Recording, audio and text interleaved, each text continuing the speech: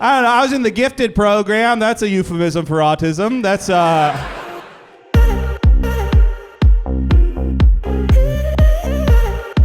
need you guys to make a lot of noise for Cody Hughes.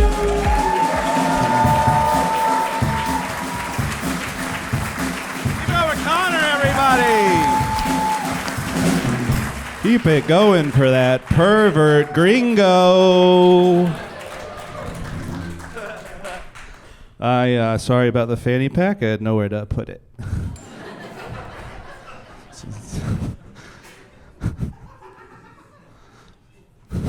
My dad called it a purse, and not because he's a homophobe, but because his brain's collapsing. Whose dad's old? Hi, hello. I'll start with a joke. Okay. My girlfriend doesn't check my phone. I know some girlfriends check phones. My girlfriend doesn't check my phone, which is good. But what she does do, when she goes out of town, she'll pour a thin layer of flour on the floor of our apartment to track my movements while she's gone.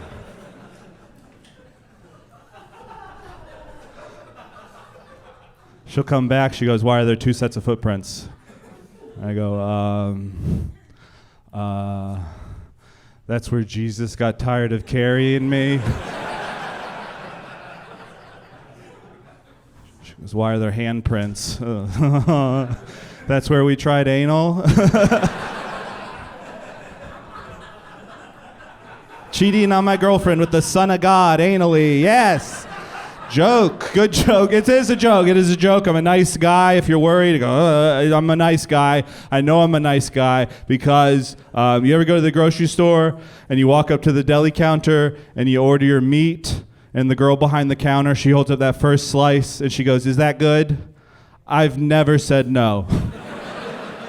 And it's been not good most times. Most times it's been not good. There's been roast beef dangled in my face with the consistency of shoe leather, and I go, "That's perfect. That's perfect." I use the word perfect. Fuck. I'm nice. I'm just weird. That's the vibe. I'm weird. I was hiking recently, and I hike past like a class of fourth graders on a field trip, and one of the kids, he clocks me. He sees me. He clocks me, and he goes, "Hello, fellow human." And I can't tell if he's the weird kid in the class or a cool kid pretending to be weird to punk me out in front of his cool friends, which still happens. I'm 35. Children are still mean to me. But I give him the benefit of the doubt. And I go, "Hello, fellow human," and he lights up. He goes, "How are you doing today, fellow human?" So definitely the weird kid. "How are you doing today, fellow human?"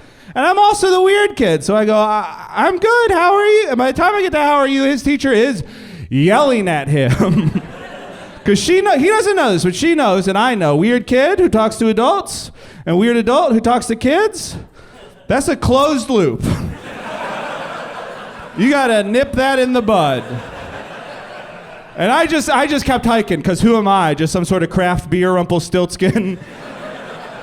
Trying to do forest improv with our autistic students. I just kept going. I don't know if he was autistic. I don't know if I'm autistic. My girlfriend does have to prep people to meet me, so that is a clue. I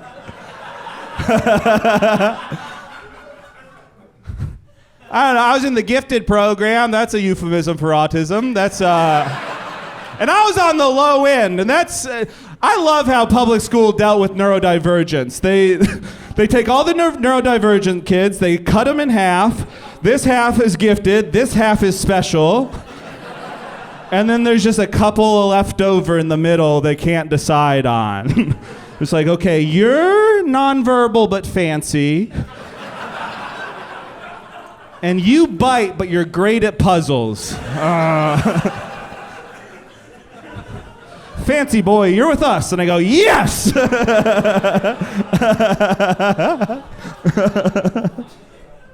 Autism's one of those things you know it when you see it. It's been around for a while.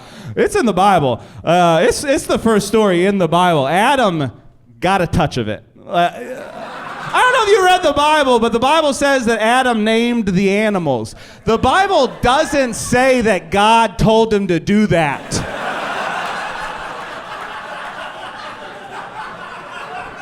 That was just a little autistic self-assignment in the Garden of Eden. Adam just walking around going, lizard, woohoo! Fish, yes! Cat! God's like, we got to get you a friend. And Adam's like, don't care. Monkey, biggest monkey.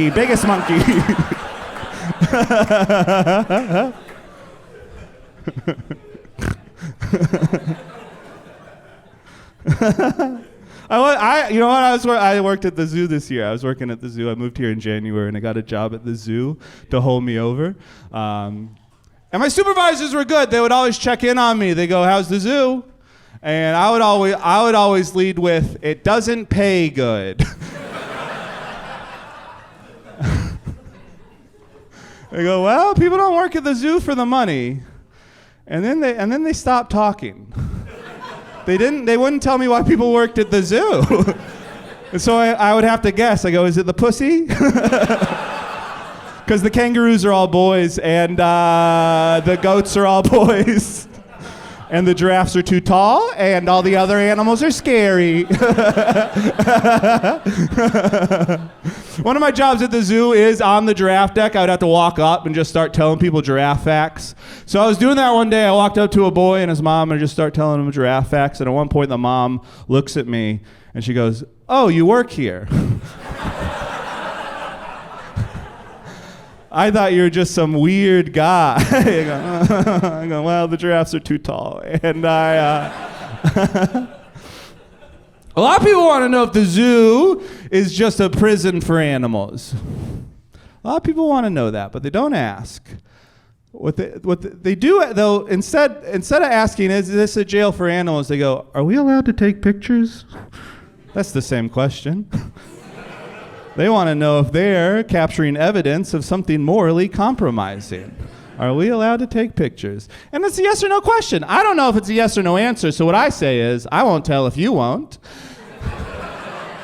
And then I hand them a picture of them at their house. Then I wink at them. Is it a jail for animals? No, of course not. It's not a jail for animals. Those animals didn't commit a crime.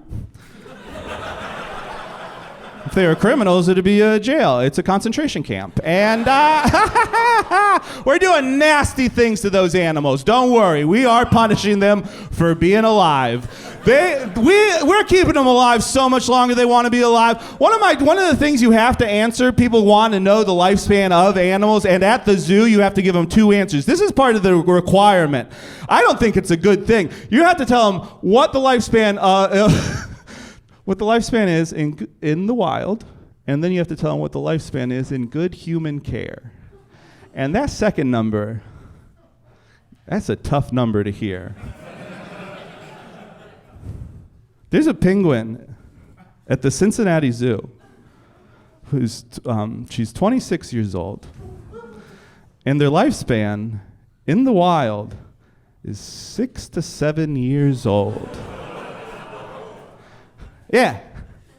And I have to smile when I answer this question. I have to smile. I point at a penguin I've never seen stand up. I point at a penguin I've never seen stand. Her bones are jelly. And I go, well, and in good human, I don't want to say in good human care. I want to say, well, when you hold God hostage, anything's possible. You guys want to throw a water bottle at her?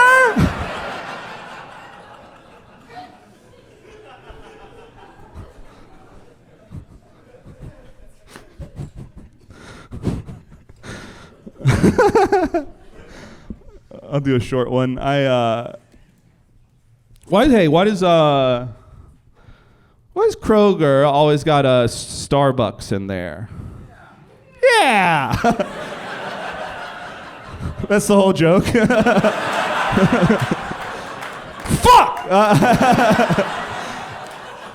No, why is it always a Starbucks and not another kind of business like a Hot Topic or something? Or the Kroger has a Starbucks, the Starbucks has a Hot Topic, the Hot Topic has a Foot Locker, and then the Foot Locker has a hole in the wall. You stick your hand in there. What's in there? Bloomin' onion. What side of that joke do you think I wrote first? Do you think I was at Kroger wearing my Avenged Sevenfold t-shirt? Or do you think I was at Outback Steakhouse getting my dick sucked through a glory hole? You guys have been so much fun. Let's get Connor back up here.